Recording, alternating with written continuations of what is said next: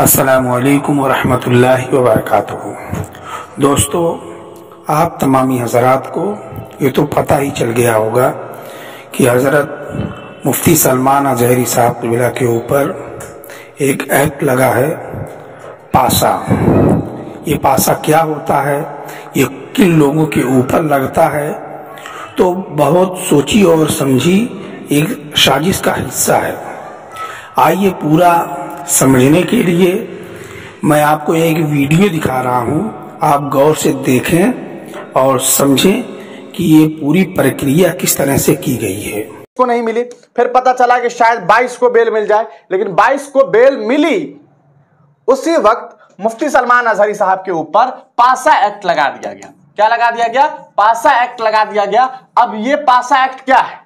सवाल ये उठता है कि पासा एक्ट क्या है। पासा एक्ट गुजरात की एक एक्ट है जिसे पासा 1985 एक्ट के नाम से भी जाना जाता है। ये असल में अगर आप इस पासा एक्ट के फुल फॉर्म को देखेंगे तो इसका मतलब होता है prevention of anti social activities act. तो इसे हम लोग PASAA के नाम से जानते हैं। पासा एक्ट मतलब prevention of anti social activities. अब उसके आधार पर मुफ्ती सलमान अज़हरी को साबरमती जेल से उठा करके वडोदरा जेल में ले जाया गया। अब आप सोच रहे होंगे कि भैया जब इन्हें बेल मिल गई तब ऐसा क्यों हुआ। अब देखिए कि क्या इसके पीछे एक बहुत बड़ा लॉजिक है कि किस तरह से मुफ्ती सलमान अज़हरी इस ट्रैप में फंसे हैं और क्या इन्हें सिस्टम ने पूरी तरीके से फंसाया है। लोग अब ये सवाल कर रहे हैं। अब देखिए कि क्यों हुआ। पासा एक्ट उन लोगों पर जनरली लगता है दोस्तों, और ये एक बहुत समझने वाली चीज है कि पासा एक्ट किन पे लगता है, जिनके ऊपर पूर्व में मतलब पहले जो है कम से कम 3 केसेस दर्ज हो। कितने? 3 केसेस दर्ज हो। तो मुफ्ती सलमान अज़हरी पर कितने केस दर्ज हुए थे? याद कीजिए, पहला गुजरात के जूनागढ़ में, दूसरा गुजरात के कच्छ में, तीसरा गुजरात के मोडासा में। तो ये तीनों के तीनों केसेस जो है वो मुफ्ती सलमान अज़हरी पर है।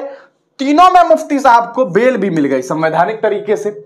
लेकिन उसी संवैधानिक तरीके से जैसे ही इन्हें साबरमती जेल से, ये आप देख रहे हैं मुफ्ती साहब की तस्वीर आपको दिखाई दे रही होगी, थोड़ी धुंधली होगी, लेकिन मुफ्ती सलमान अज़हरी साहब को जैसे ही यहां से बेल दे करके निकलने ही वाले थे, उससे पहले जूनागढ़ के जो वहां के जो कलेक्टर साहब हैं, उन्हें किसने, जूनागढ़ की जो थाना है, जूनागढ़ की जो थाना होगी जहां पर मुफ्ती सलमान अज़हरी पर केसेस दर्ज रहे होंगे, जहां से उन्हें बेल मिली, उन्होंने वहां के कलेक्टर साहब से कहा कि भैया इनके ऊपर अब पासा इंपोज कर दो। क्या इंपोज कर दो? पासा एक्ट लगा दो, क्योंकि ये अच्छे इंसान नहीं है, ये बहुत खतरा है इनसे समाज को। और कलेक्टर साहब ने उनकी बातों पर मुहर लगाई, लेटर छपवाया और भिजवा दिया कहां? साबरमती जेल। कि इन्हें आप जेल से रिहा तो करेंगे लेकिन तत्काल उन्हें सरेंडर करना पड़ेगा, क्योंकि इन्हें जो है वो अब पासा एक्ट के तहत गिरफ्तार किया जा रहा है। और मुफ्ती सलमान अज़हरी को वहां से गिरफ्तार करके कहां ले जाया गया है? वडोदरा जेल ले जाया गया है। अब सवाल ये उठता है कि पासा एक्ट लगा तो दिया, लेकिन किस पे लगता है पासा एक्ट? सबसे बड़ा सवाल है। इस पूरे मामले पर मैं आपको एक खबर दिखा देता हूं। अब बात करेंगे कि पासा एक्ट भैया लगता किस पे है, तो ये हम पूरी तरीके से आपको देख सकते हैं। आप ट्विटर पे हमें फॉलो कर सकते हैं, मीडिया हिंदुस्तानी मीडिया के नाम से आपको जो है वो सोशल मीडिया प्लेटफॉर्म एक्स पर हम मिल जाएंगे। यहां आप जाएंगे, जाकर के सर्च करके हमें फॉलो कर सकते हैं। मुफ्ती सलमान अज़हरी को नहीं मिली रिहाई, अब पासा की कार्रवाई।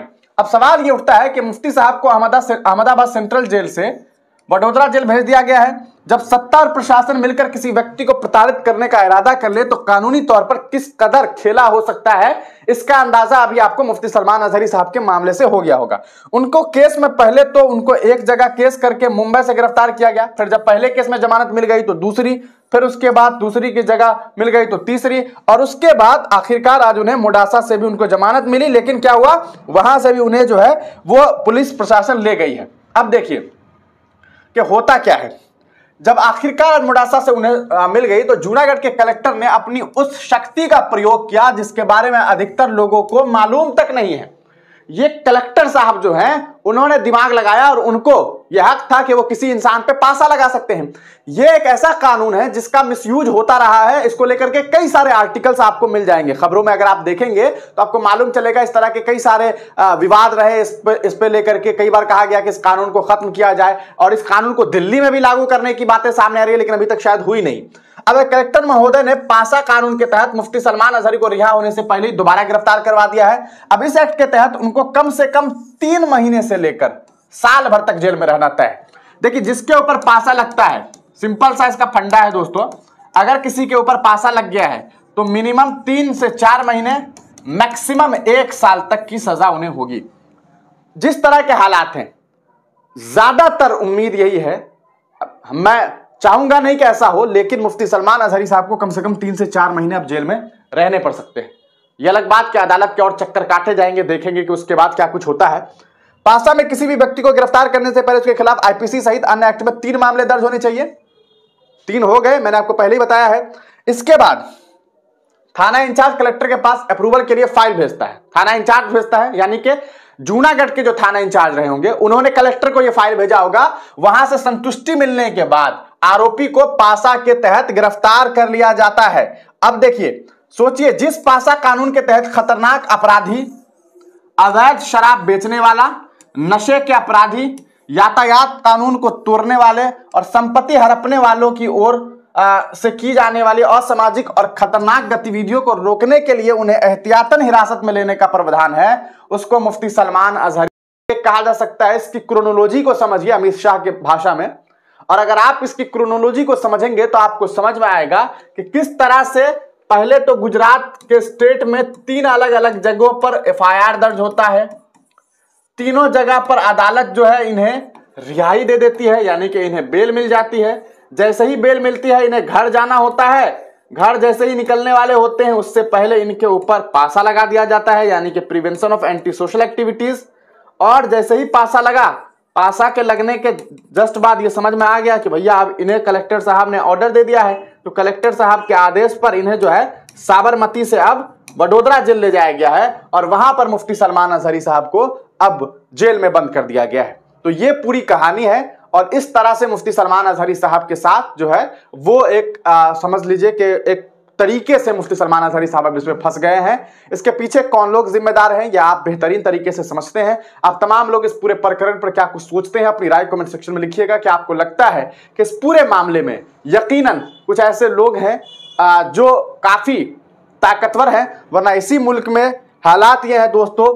टी राजा सिंह नाम का एक विधायक है, मुसलमानों को भरी मजलिसों से गालियां देता है। यति नरसिंहानंद है जो देश के मिसाइल मैन से लेकर के मुसलमानों को इस तरह की गालियां देता है, इस तरह से उसके बारे में बातें करता है कि आप इसका अंदाजा नहीं लगा सकते हैं। ये वही मुल्क है जहां पर 5 मिनट में खत्म कर देने की बातें की जाती है। आपने मीरा रोड में देखा कि विधायक ने क्या बयान दिया था। आपने इसी मुल्क में देखा है कि किस तरह से मुस्लिम बेटियों के साथ बलात्कार करने की बातें की जाती है। ये वही मुल्क है जहां पर कब्र के अंदर से बेटियों को निकाल करके बलात्कार करने की बात की जाती है। ये वही मुल्क है दोस्तों जहां पर आप देखते हैं कि किस तरह से बाबरी मस्जिद के बाद मथुरा और काशी में जबरदस्ती मस्जिद को शहीद करने की बातें की जा रही है। एक तरह से कानूनी अपराध किया जा रहा है।